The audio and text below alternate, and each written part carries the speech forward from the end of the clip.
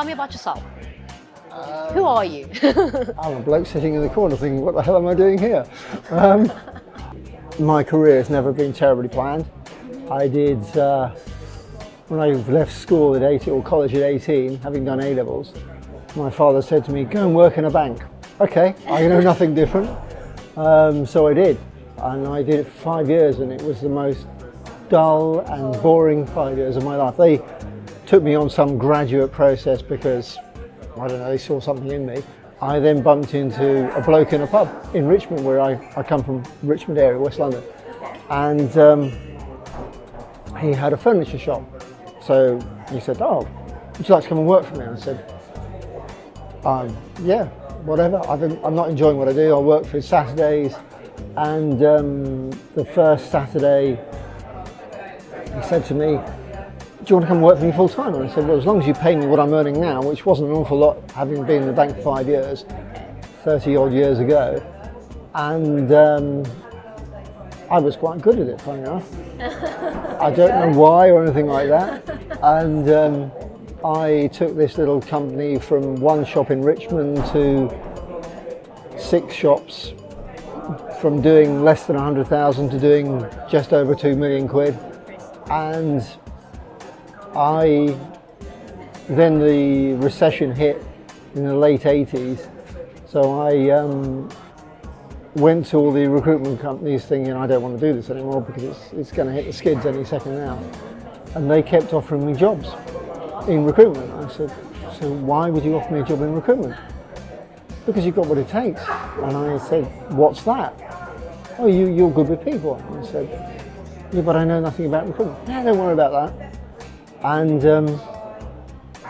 I never escaped recruitment. What has been the driving force in your life, would you say? Any inspiration? Do you have a mentor?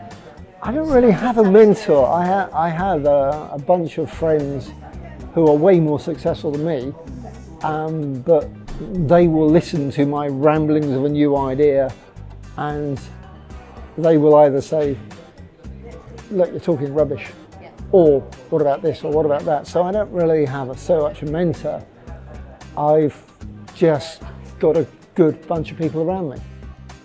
Can you sum up your idea of success? Making sure everybody feels valued, making sure that you've listened to people. I mean, people that work for me, I look after them. I will go way beyond where I need to go. I mean, I've bought people cars, I've lent them deposits for houses and stuff. I will, going home and forgetting about it and being able to forget about it, because if you are carrying it with you all the time, work is work, home is home. They should not mix together. And I'm probably a bit too laid back at times. My wife is concerned and worried about everything. My attitude is, don't worry. I'll tell you when I worry, then you worry. Up to that point, just relax. You're only here a short time, enjoy it. I don't have big desires. I'm not going to be a Richard Branson, a billionaire or multi-millionaire. I'm just going to have a good life, enjoy it, and look after people around me. Hobbies, interests, what do you do when you relax? I have young children. I don't relax. My daughter came in at 4:45 this morning. Oh. No, 4:45. Go, be gone, go back to sleep, it's too early. It's about my children, my family, my wife. We have fun, we go places, we have holidays. Yeah.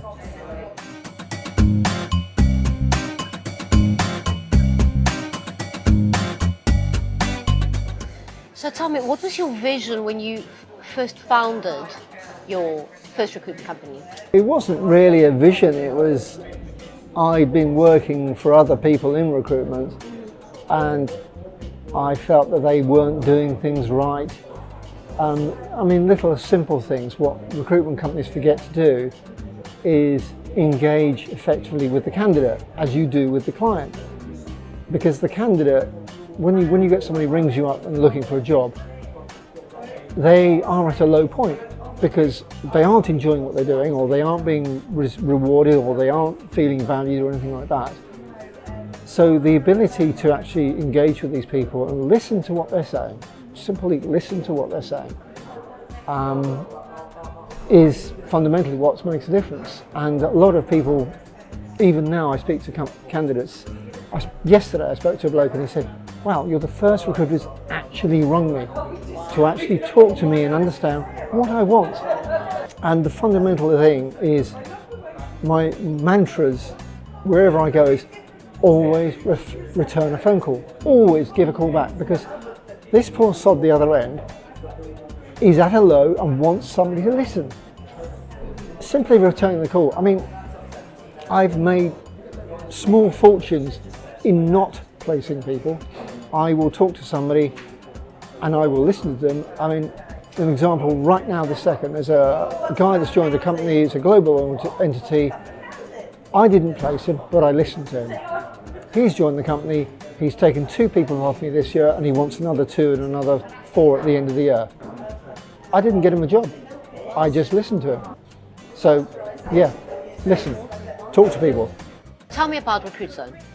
Recruit Zone came into existence because there was no alternative. There was advertising and there was recruitment.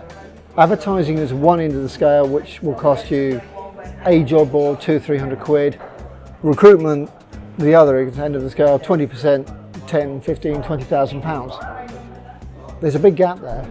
So Recruit Zone, the idea of Recruit Zone is to give a customer a better choice. What we do is we buy the best of practice job boards as a bundle. So I buy them in the 1,000 and I sell them in the single. So what this does, Mr. Customer, you can buy 1 job board for 200-300 quid. I can give you 4 main brand job boards for 400 quid and a network underneath that. So what it does, it allows a customer to get the biggest reach for a vacancy it can possibly get. So we drive traffic at it, we drive candidates at it, it goes on the big job boards. So where they were using 1 job board, they will get 1 pile of responses. We give them 4 for the price and they get a bigger response. Underneath the covers we have some clever software which shortlists the candidates so as to make their life easier. We can provide shortlisting processes, we can do interviews, so we can take it from basic advert right the way up to recruitment. So in stages to enable a customer to get a better understanding, to onboard effectively, to get the best person they can possibly get. What values have led you to where you are now? Just humanity and doing it properly. Dealing with people as people and making them feel valued in the process, both the client and the candidate. I have competitors with Recruit Zone now, but a lot of them take the money and let the customer do their own thing. A customer doesn't know how to write an advert, so the value is to actually engage effectively with the client to understand what they want so that they will get what they need and not sometimes what they think they need, and what they do need is 2 different things. What is your 5-year plan? That's a very interesting question. I want to retire There you go. because I'm not 21. In 5 years I want to be able to leave the organisation and it will still function and I will still participate in it because I get bored. I'm not a sit around do nothing person. I've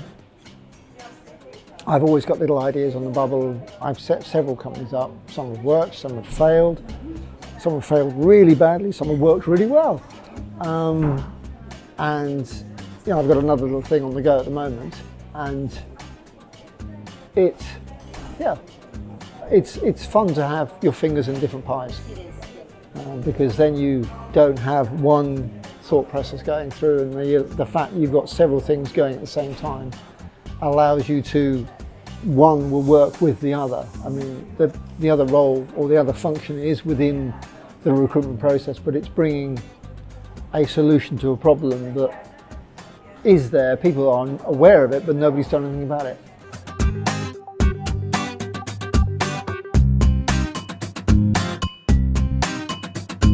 How did you come about Centralus? Centralus arrived when I had a problem at CPI, and the problem was we had 150 temps, we had 80 PAYE people, the balance as self-employed or umbrella-based companies. And what was the challenge was that you collect the timesheets and you'd have to put them in a spreadsheet. Then you would have to split that spreadsheet into payroll and self-employed, and you send one bunch that way, and you'd send one bunch that way to the accountant, and then the accountant would send it back, lots and lots of documents, and then you manually had to pay every single one of these separately, send out the invoice or the pay slips, or send out the invoices, or so there was a vast number of activities of a really simple process. And where Centralus came in was I had the ability to chuck it all at them. So I do the spreadsheet part, and then I just say, there, deal with. And they would interact with the candidates on PAYE when something went wrong, because everything does. And it's not what you do when it goes right, it's what you do when it goes wrong. And they would make all the payments to all the people and send out the pay slips. All I'd do is give them one check, and they distribute it appropriately. So simplification. So saving 5 hours on a Thursday, requiring less admin support, taking the pressure off people in house, and yeah, getting it done simpler. So how's your experience been so far with Centralus? I don't speak to them very often, so very good. Okay. I haven't had a problem, I haven't had to chase anything. I even had a problem with generating an Excel spreadsheet, and I hadn't got a clue how to do it. And I chucked it over the fence to one of the guys and said, there you go, problem solved. How easy was payroll implementation? It's what they do, so they were able to walk us through the process, tell us what documents we needed to collect from where.